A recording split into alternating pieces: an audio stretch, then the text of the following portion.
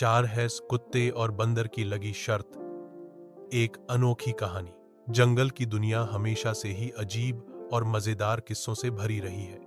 कभी शेर और खरगोश की चालाकी की कहानियां सुनने को मिलती हैं, तो कभी कछुआ और खरगोश की दौड़ की बातें। लेकिन आज की यह कहानी थोड़ी अलग है।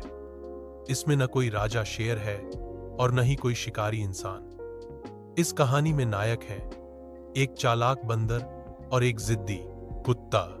दोनों में इतनी तकरार हुई कि उन्होंने आपस में एक शर्त लगा ली। यही शर्त इस कहानी को रोचक बना देती है।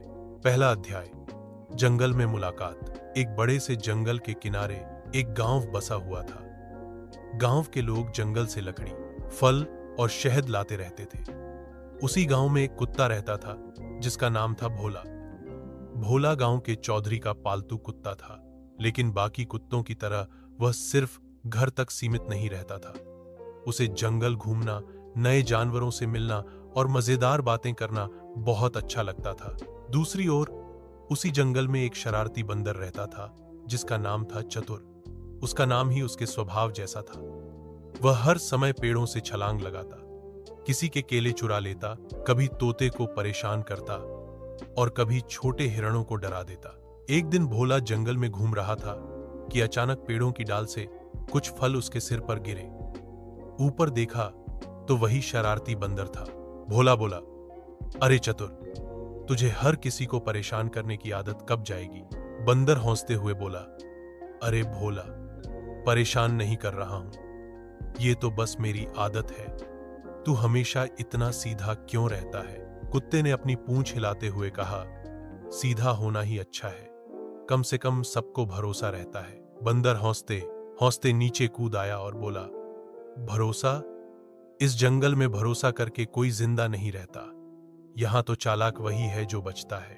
दूसरा अध्याय, बहस की शुरुआत। भोला और चतुर की बातों में बहस छिड़ गई।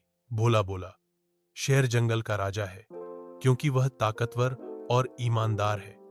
हर जानवर उससे डरता है लेकिन उसका सम्मान भी करता है। चतुर ने तुरंत कहा, नहीं भोला, शेर ताकतवर है लेकिन चालाक नहीं। असली राज तो चालाकी में है। जो सबसे ज्यादा होशियार हो वही सबसे आगे रहता है। ताकत तो हाथी के पास भी है, मगर राजा शेर ही है। क्यों? क्योंकि वो दूसरों को मात देना जानता है। भोला ने अपनी आंखें घुमाई, तू तो हमेशा खुद को चालाक समझता है, लेकिन असली जीत ताकत और ईमानदारी की होती है, न कि चोरी छल से। बंदर ने मुस्कुराते हुए कहा, अगर इतना ही भरोसा है तो क्यों ना एक शर्त लगाई जाए? कुत्ते ने चौकन्ना होकर पूछा, शर्त? कैसी शर्त? तीसरा अध्याय, शर्त का ऐलान। बंदर बोला, शर्त यह है कि हम दोनों में से जो ज्यादा समझदार और बहादुर साबित होगा वही जीतेगा। भोला ने कहा, ठीक है, लेकिन इसकी परीक्षा कैसे होगी? चतुर ने थोड़ी देर सोचकर कहा, जंगल के बूढ़े ऊंट से पूछते हैं, वह न्यायप्रिय और बुद्धिमान है, वही हमारे लिए परीक्षा तय करेगा। दोनों ऊंट के पास पहुंचे।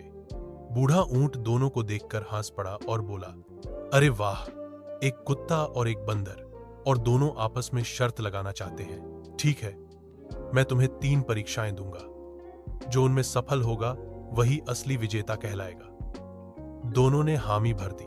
चौथा अध्याय, पहली परीक्षा, खाना ढूंढना। ऊंट ने कहा, पहली परीक्षा है जंगल में जाकर सबसे अच्छा और स्वादिष्ट खाना ढूंढ कर लाना। समय है 1 घंटे का। चतुर बंदर फुर्ती से पेड़ों पर चढ़ गया और अलग अलग डालों से पके आम, केले और अमरूद तोड़ने लगा। वह जल्दी जल्दी झोली भर लाया और बोला, देखो, मैंने सबसे स्वादिष्ट फल जुटा लिए हैं। भोला थोड़ा देर से लौटा। वह जंगल के गहरे हिस्से में गया और एक खरगोश को पकड़ लाया। बंदर चिल्लाया, ये तो धोखा है, तूने किसी की जान ले ली। भोला बोला, नहीं, ये भी जंगल का नियम है। हर जीव अपना अपना खाना ढूंढता है। मेरे लिए मांस भोजन है, जैसे तू फल खाता है। ऊंट ने दोनों की बात सुनी और बोला, ठीक है, इस परीक्षा में बराबरी रही। 5वां अध्याय, दूसरी परीक्षा, हिम्मत की कसौटी। ऊंट बोला, अब दूसरी परीक्षा होगी हिम्मत की।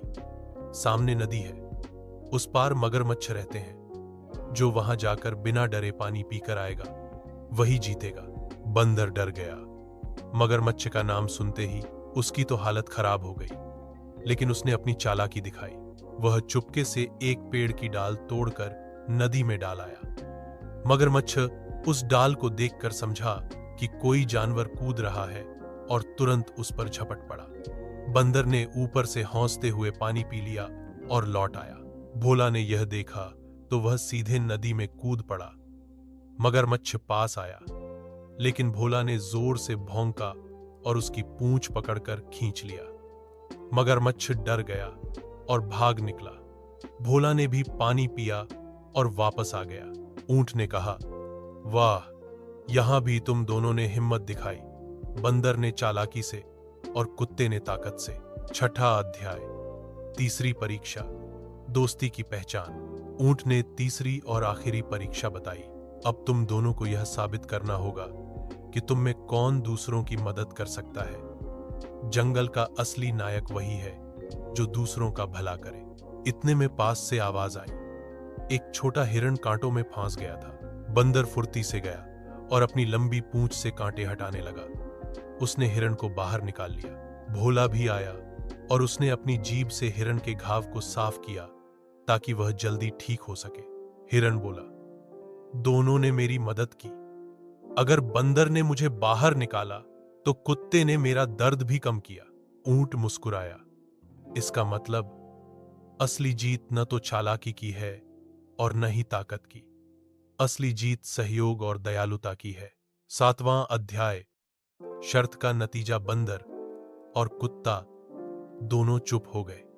दोनों ने एक दूसरे की ओर देखा और हौंस पड़े। बंदर बोला, शायद मैं हमेशा चालाकी को ही सबसे बड़ा हथियार मानता था, लेकिन तूने दिखा दिया कि ताकत और दया भी उतनी ही जरूरी है।